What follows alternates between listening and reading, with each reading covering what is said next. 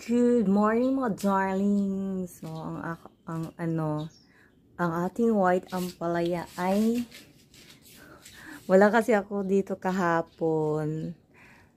Ay, ganito na siya eh. Parang aakyat. Ayaw kong gusto kong dito muna siya sa baba. Ang bilis niya. Bakit naman ang bilis mo? Isang araw lang ako wala dito. Dapat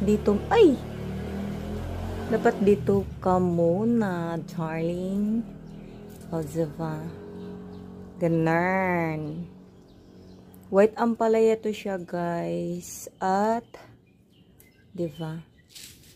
Ang taba niya kasi, nilagyan ko siya ng fertilizer at saka yung talbos ng kamuti is pretty na. Ako lang naman kakain yan eh. O, diba? Ang super pretty niya. At ito na ang ating white ampalaya. Sana maraming bunga to. Diyan lang kasi dapat.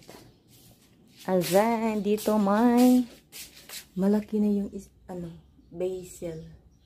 Pero pang maliit dun.